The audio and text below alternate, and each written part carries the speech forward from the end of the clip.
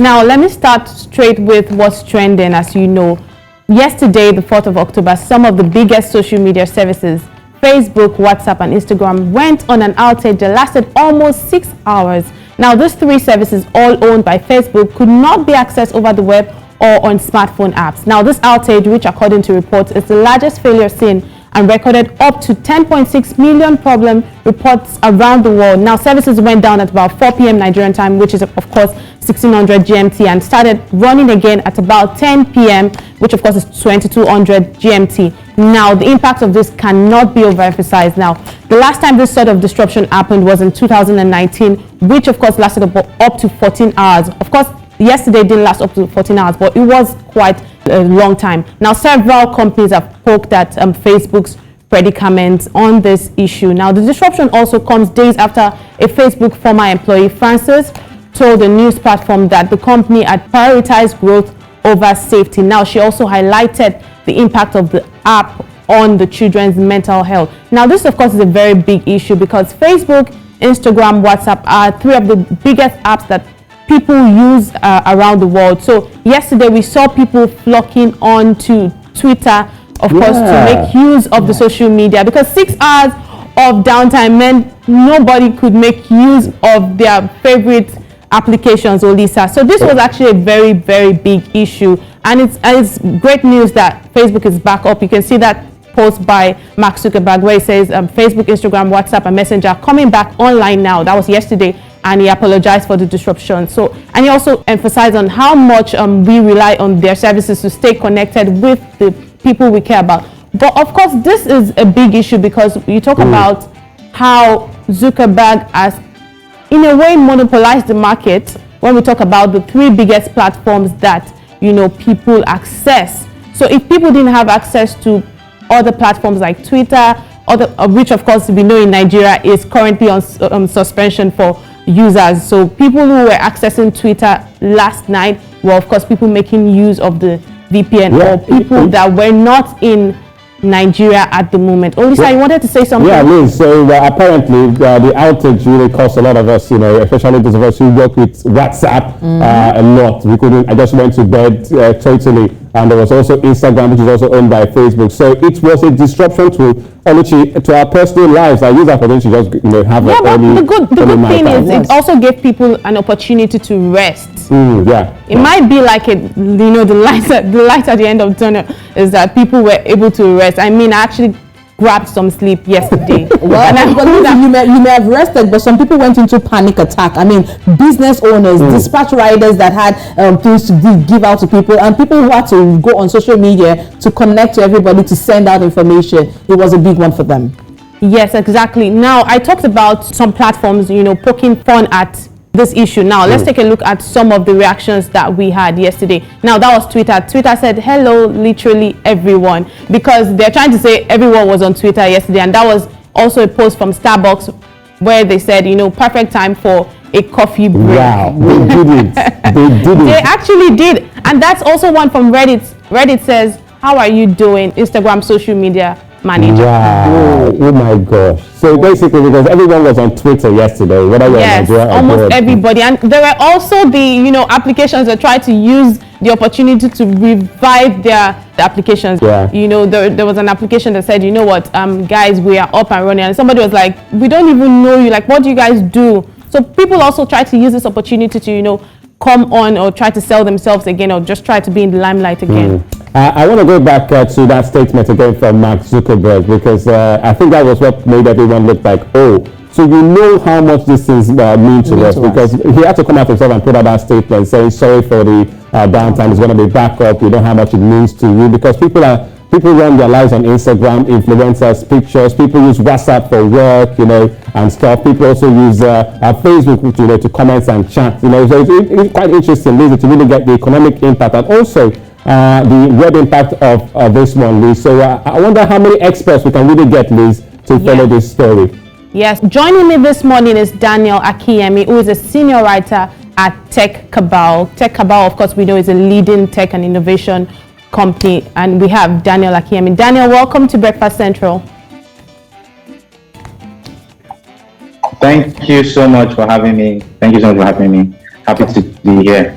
All right, quickly, can you tell us how much this has impacted businesses and, the tech space generally?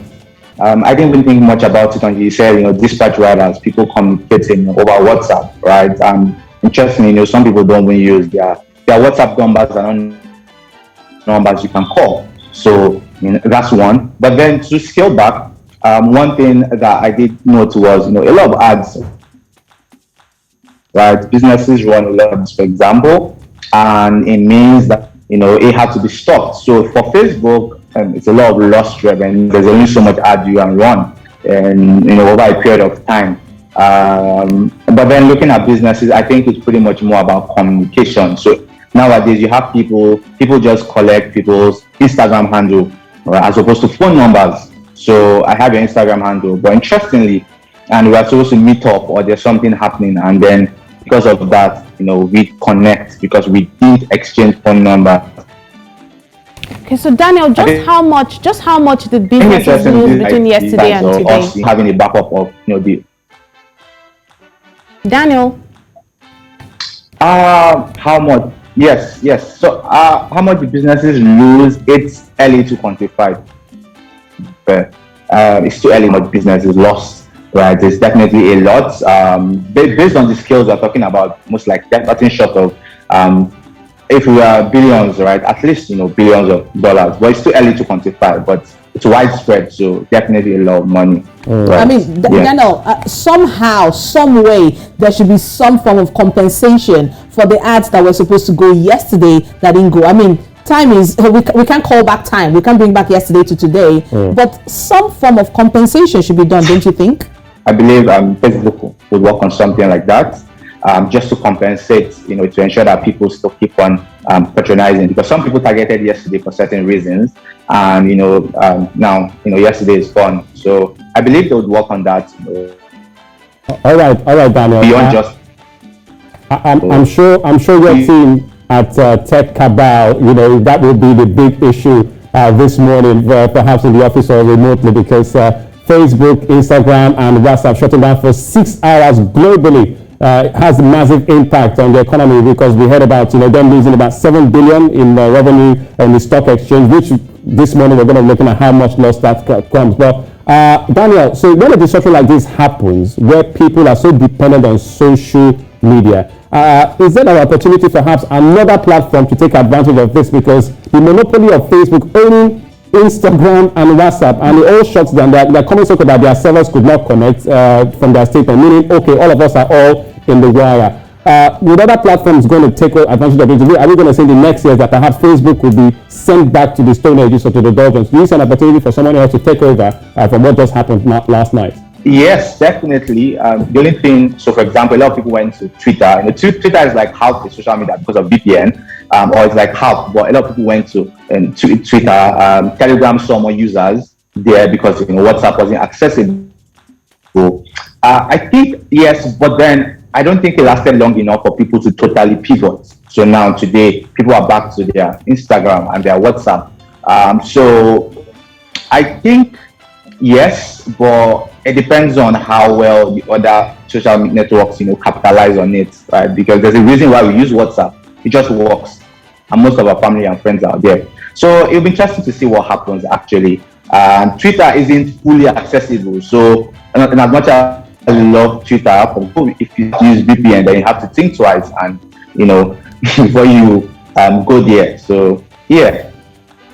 So now, Daniel, before you go, I have a last question for you. So the former Facebook employee Francis mentioned that Facebook kind of affected the mental health of teenagers. What do you make of this statement? Okay, so what I do know is that just by seeing what social media does is like it brings to attention what other people are doing, and as we generally say, what's out there isn't like reality, but young people, teenagers, you don't know better, so you think, oh, this is like the perfect and true picture of what people are living. So I think it's very valid, and it's general, even Twitter, even LinkedIn, funny enough, right?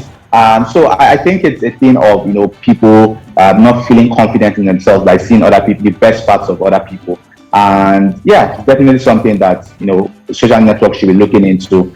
Yeah. All right, thank you so much, Daniel. And that's all I can bring for you on Trendwave this morning. We'll keep following the stories and bring it to you on Trendwave on Thursday.